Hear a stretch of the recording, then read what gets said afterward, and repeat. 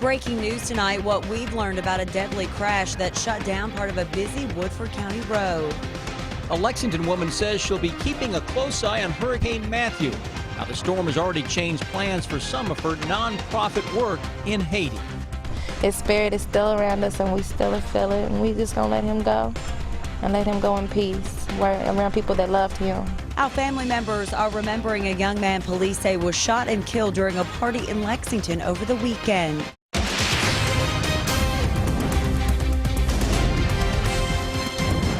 WKYT News starts now with breaking news. Good evening to you. Tonight, part of a Woodford County road has been shut down after a crash that police say killed one person and injured another. That crash happened before 9 tonight on Leestown Road between Midway and the Scott County line.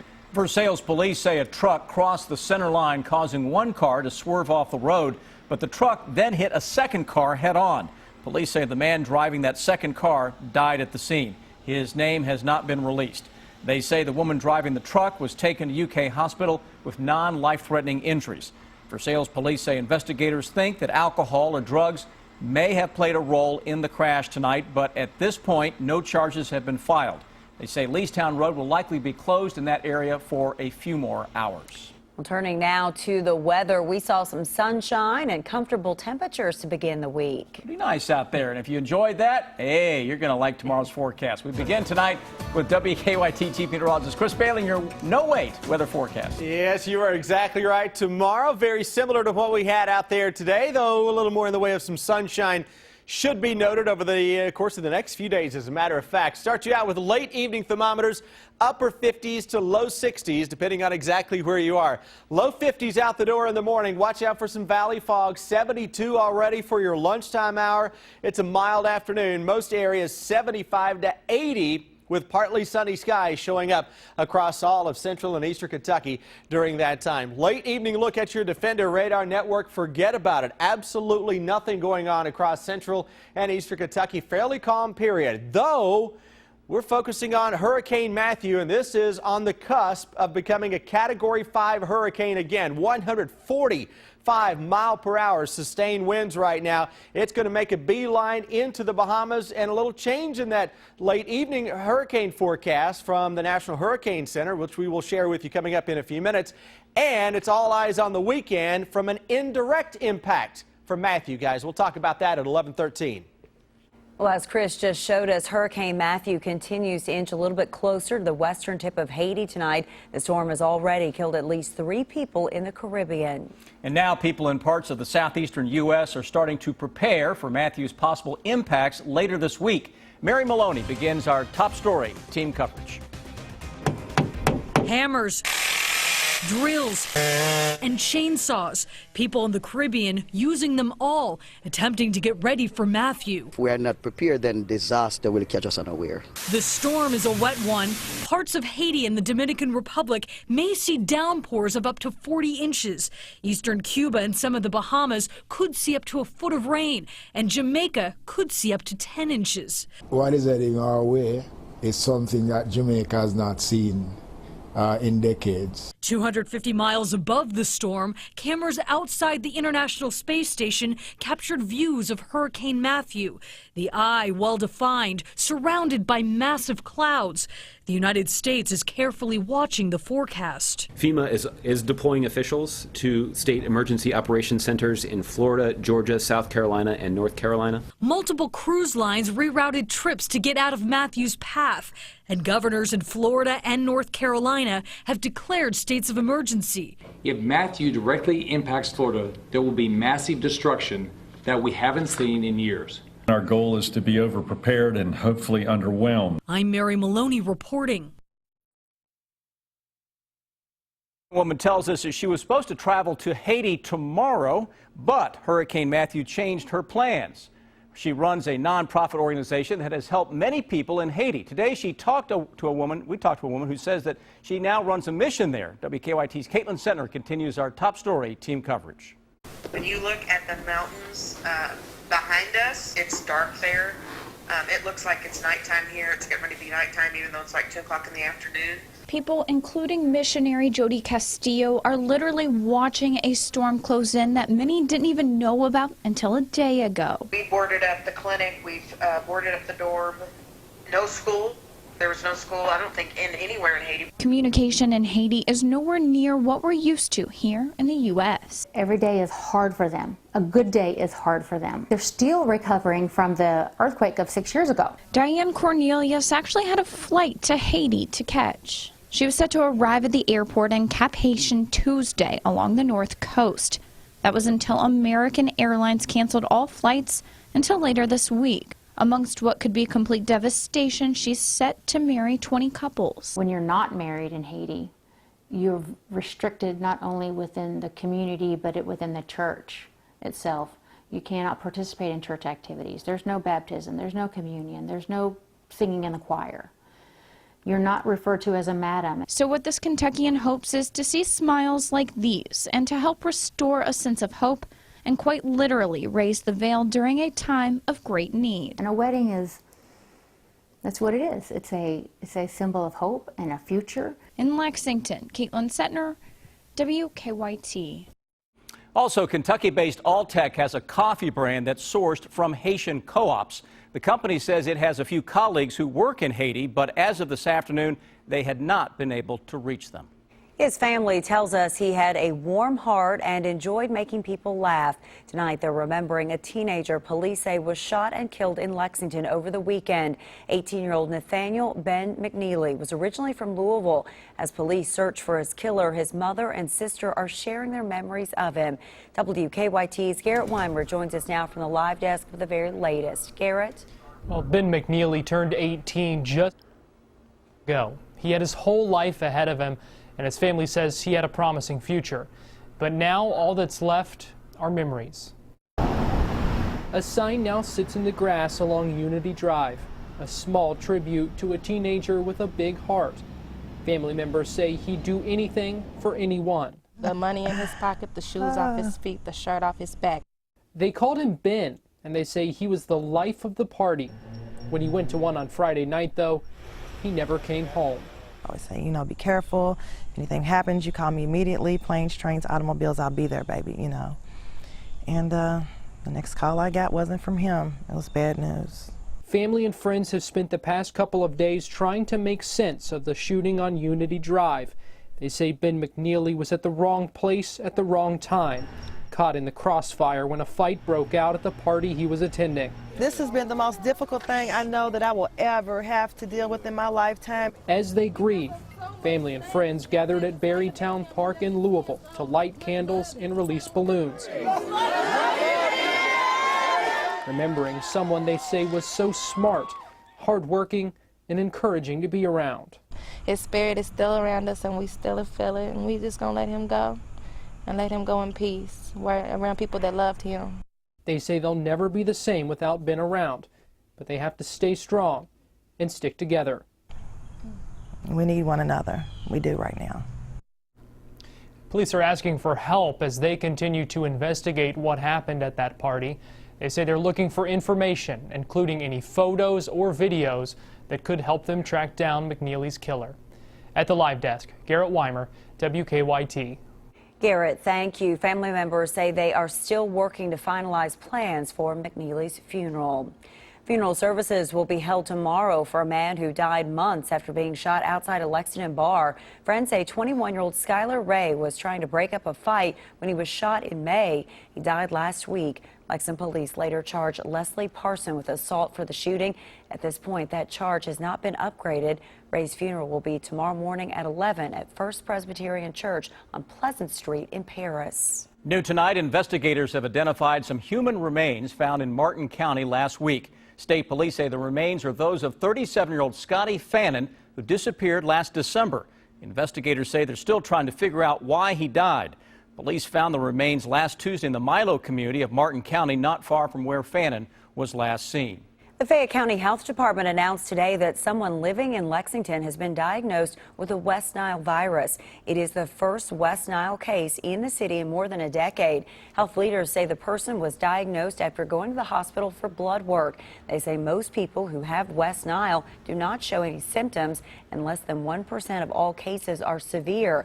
The virus is spread by mosquitoes. Overnight, the city plans to spray 4 mosquitoes in the 40508 zip code where the West Nile patient lives.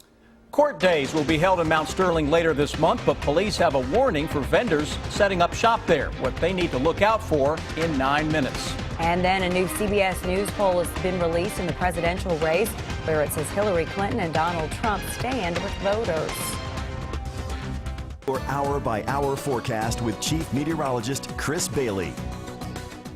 Temperatures upper 50s to low 60s still late this evening across much of central and eastern Kentucky, and some milder air continues to pull on into town. And that's a sign of things to come over the next few days. Let's get caught up on what's going on right now before we start looking too far ahead. Upper 50s to low 60s indeed throughout most of the not only Bluegrass State, Ohio Valley, getting in on the fairly typical air for the first week of October. Looking ahead, milder temperatures on display. Also tracking Matthew and a cold front that may have a big chill to follow that up. Defender radar network across the Bluegrass State and surrounding areas, not a whole lot to talk about.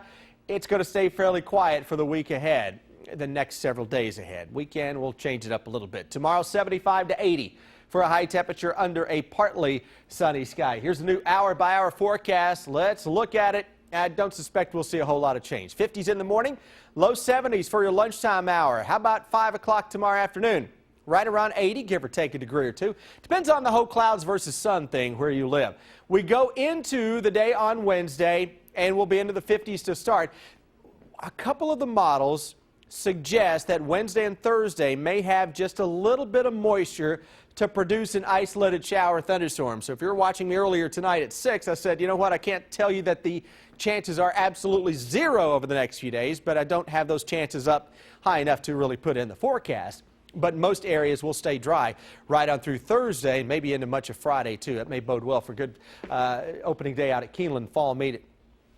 Look into the tropics though. Hurricane Matthew is this close to becoming a Category 5 hurricane. It is a 4, has winds 145 miles per hour. The official forecast from the National Hurricane Center, we're going to focus on the southeastern seaboard. We would be anyway, but especially now because a lot of folks have been tweeting me and asking me about the weather from Myrtle Beach to Florida this week and this weekend because it's fall break around here in many cases. Well, you want to call ahead and check out the cancellation policies for any place you have to be on the safe side. Here's the official track that continues to make its way a little farther to the west from the National Hurricane Center. The cone of uncertainty now includes much of Florida for the possibility of this storm as we go into later Thursday, Friday. Then look at this. By the time we get into Friday and Saturday, this may be right on top of the Carolinas. Some of those models suggest it could flirt with the Florida coast and then try to come ashore near the North and South Carolina border. We will watch this very closely since we have a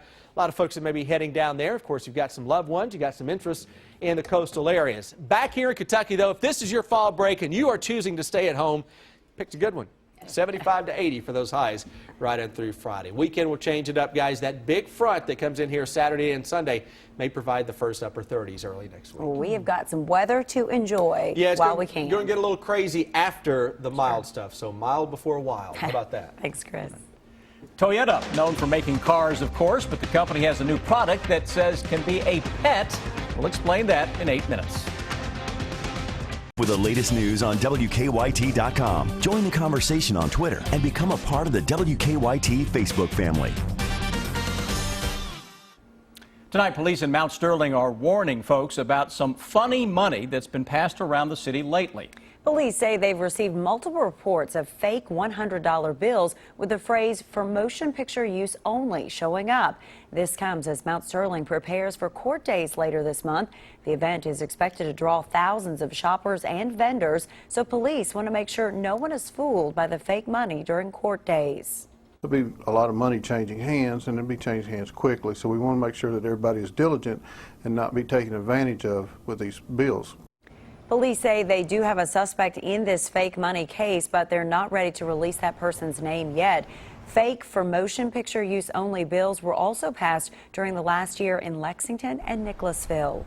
Tonight, 10 suspected child predators have been arrested as part of a statewide investigation. The Attorney General's office says police made the arrests in these 9 counties as part of Operation Shielded Child.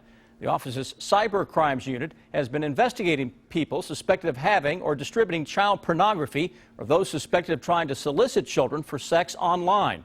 One of the investigators told us he often uses online chats to look for adults preying on children. You would be appalled at some of the things that people have said to us in chats, the things that they want to do to children. Attorney General Andy Beshear said his office has arrested or convicted 42 people accused of being sexual predators so far this year. A new CBS News poll has been released for the presidential race. The poll shows Democrat Hillary Clinton with a 4-point lead nationwide over Republican Donald Trump. The poll showed that they were tied before their first debate last Monday. Over the weekend, part of Trump's 1995 tax return was leaked to the New York Times. It showed he claimed a business loss of more than $900 million, which could have shielded him from paying taxes for years. On the campaign trail today, Clinton accused Trump of avoiding paying taxes, a claim Trump didn't deny. He then has taken advantage of every single element of our tax code, of our economy that he could. I understand the tax laws better than almost anyone, which is why I am the one who can fix them. Tomorrow, vice presidential candidates Tim Kaine and Mike Pence will meet for their only debate in Farmville, Virginia. You'll be able to watch it live on WKYT beginning at 9. New tonight, a Perry County post office has been shut down after a fire caused some extensive damage. The fire started yesterday morning at the post office in the Yerkes community. The post office managers say that more than 100 people have a P.O. box there, and for now, they'll have to get their mail from another post office in the county. For the next couple of days, they'll be going to the Avawam post office, which is approximately 7.5 miles away, to get their P.O. box mail and also obtain the retail services. The Postal Service hopes to have service back at the Yerkes post office by the end of the week. Investigators are not sure what caused the fire, but firefighters think it started on a porch. A new pet will soon be available for homes in Japan, but this one doesn't bark or even have fur. Toyota has created a 4-inch tall pet robot called Kirobo, which the company claims has the intelligence of a 5-year-old. Toyota says the robot will have emotional value and can even respond to a few commands. The robot comes equipped with a camera, a microphone, and Bluetooth, and it connects to a smartphone. It will be sold in Japan next year for roughly $400 US.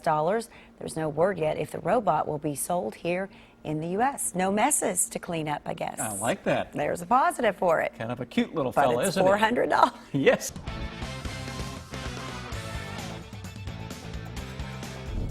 John Calipari talking about the upcoming season to UK alumni in Louisville this noon. Cal again has a top-ranked recruiting class with players who are projected to be one and done and go on to the NBA. Cal explained that players are not NBA ready when they come to Kentucky, no matter how good they're said to be. The biggest thing is people that watch them play to say, I can't believe it that he's gotten that much better. And that includes an Anthony Davis or Carl Towns, who were #1 picks, or a John Wall, or even an Alex that now is in Indiana, and Indiana called me and said, wow, this kid is an absolute beast. And I said, it's time now. Like, he's got to go take it and do it. But to hear that they're prepared for the war that they're walking into, because that's a man's league. In preseason interviews, forward Derek Willis talking for the first time about his arrest over the summer on an alcohol-related charge. Willis said he's learned from his mistake. It's just been really like a huge learning experience. I mean, it doesn't reflect the person that I am, but you know, it's just a mistake I made, just like anybody else makes mistakes. So I'm going to make many more probably in my lifetime, just like anybody else. So. But no, what I took away from it helped me refocus on basketball and what's important to me, and it's my senior year, and I want to make the most of it. Vanderbilt coming into Commonwealth Stadium Saturday, and the Cats will be hoping to pick up their third win of the season. Now, the Cats have dropped 4 of the last 5 to Vandy, and that 21-17 loss last year in Nashville was probably the toughest of the season. Mark Stoops wouldn't say it today, but it was a game he'd like to have back. I never singled anybody out, Jim, but does the last year's Vanderbilt game hurt? Absolutely. It bothers me. It'll probably bother me for the rest of my life, yes. Against #1 ranked Alabama, the Cats only had 161 yards total offense, but Stoops saw some good things as the offense showed discipline. I thought we had very tough yards at times, especially when we had the looks that we were anticipating. We made good yards and blocked some very good people for some efficient yards. It's not like we were pushing them around or anything like that, but we had efficient yards. Then, you know, they move and create and stunt and blitz, and it makes it very hard for our guys up front. Key game for both teams this weekend, kind of a must-win. Vanderbilt and Kentucky, 4 o'clock kickoff Saturday. It is on the SEC Network. We have Thursday night high school football. Tates Creek will visit Madison Southern. Huge playoff implications at stake. For all intent and purpose, the winner likely gets a home playoff game. Central's defense has been excellent, giving up just 10 points a game. Offensively, the Tribe is turning it on, and if they put it all together, look out. If our defense remains playing the way that they are, which is really the thing that we're hanging our hat most on, our offense is definitely coming around, and I think we have the opportunity, you know, if we put everything together to be a very good offense. We have all the pieces there, and you know, I really feel like that if we're able to get the offense going on all cylinders and play the great defense that we have been, then we certainly have a shot to make a little bit of noise. And that game will be Thursday night. Tomorrow night, the baseball playoffs begin. American League wildcard game. Baltimore is at Toronto. We'll be right back. The Late Show with Stephen Colbert is less than a minute away here on WKYT. Tonight's guests include Mindy Kaling. Cherish every minute the next few days. It's really good. You know what? October can give you a lot of the good stuff, and we're going to get it over the next 3 or 4 days. 75 to 80 right on through Friday. Friday's mainly dry for the fall meet out at Keeneland, day 1. It's Saturday when we get a cold front into town that'll really knock the temperatures down as we go into late Saturday, Sunday, and Monday. And all eyes on the East Coast over the next several days, guys, and Hurricane Matthew. Hard to believe it's time for Keeneland to be running again, and they're going to get some good weather in there. That's when you know it's officially playing. Happy about that. Time for some Keeneland Burgoo. Thanks for watching. We'll see you tomorrow.